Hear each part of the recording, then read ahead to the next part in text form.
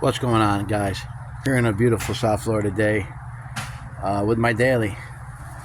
She finally broke down on me after about 12 years of ownership, maybe longer. Major issue, something in the wiring harness burnt up. When I was driving it to the bank, it just started missing, running real bad, popping out the exhaust. Did a bunch of diagnostic work and checked everything, and determined that I had no continuity in some parts of the harness, a bunch of parts of the harness actually, so something fried in the main harness. So I'm not putting a Holley fuel injection on this thing. I refuse to do that. I only paid like $2,700 for this truck when I bought it. It's only got 140,000 miles on it, so it's got a lot of life in it. The 454 runs great. So I'm gonna do what I normally wouldn't do in this kind of a scenario, and I'm gonna convert it to carburetor. I'll show you guys how to do that. I got it all cleaned up underneath the hood already, getting ready to go. I thinned out the harness to where I need it. I just gotta like run it once I get everything together. But only thing that's left on the harness now is the air conditioning and the fuel pump. Everything else, all the gauges and stuff are hooked up still. Tackle still working, everything.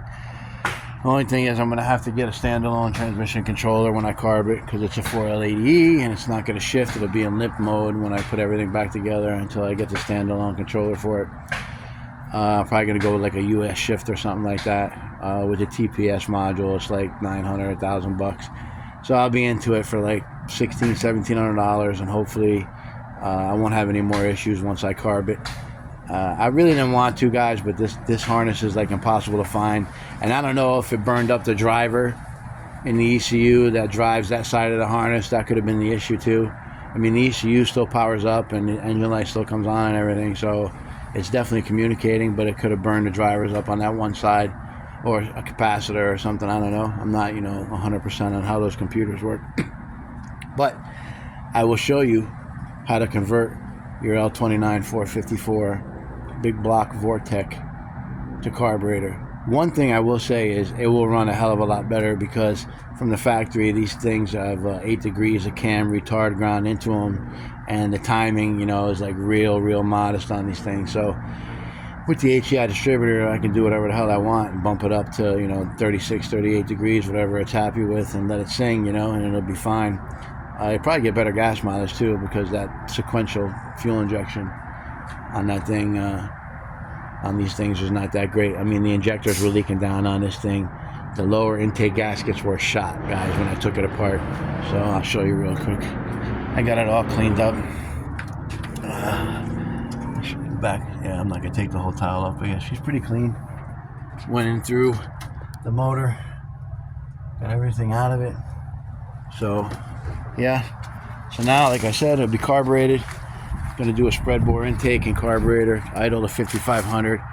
I was gonna go with a square bore, but I mean, I don't need that kind of, they're from like 3,000 up, and this thing's never gonna see 3,000 RPM unless it's on the highway. So spread bore intake and carburetor, HEI distributor, Holley fuel pressure regulator, bypass style, and we'll get her dialed in. I got parts coming, so as they come in and I put them on, I'll do a couple of videos on this thing. I got another video on the Chevelle already. I wired up the instrument cluster and built the harness for that last weekend. So I'll put that up later on during the week, or this weekend when I'm up there working on it and filming another video. But I just wanted to share this with you guys, because it's going to be like a 2 or 3 part video, because I got to wait for parts to come in. But like I said, as parts come in, I will explain to you how to do it. This kind of applies for the L31 350 vortec engine too. You can kind of do the same thing.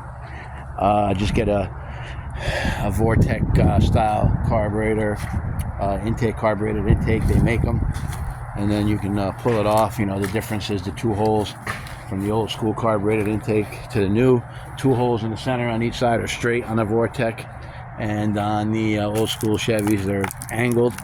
You can kind of use an old style intake and kind of grind out the holes and make them straight, but it's just better to get the right one. So what I'm doing here is going to apply to an L31 too. And so yeah, just a little quick video, guys, on what's been going on with the daily. Kind of sucks. I really like this truck. That's why I'm kind of trying to fix it this way. You know, I could have went Holley, like I said, but I'm not putting $3,000 worth of Holley fuel injection on this thing and then have to buy an intake that'll work and everything. It's just not worth it. This motor is 210 horsepower from the factory. It makes a lot of torque, but it's literally 210 horsepower from the factory. Non-adjustable valve train. It is a roller motor though, so it'll run good with the carburetor. So guys, that's it for today. Just a quick video. I'll be up on the Chevelle tomorrow, probably the rest of the week and this weekend, doing some stuff on either one of them. Probably the gold car. I want to stay ahead on that thing. So take it easy and enjoy the rest of your day, guys, and we'll talk to you later.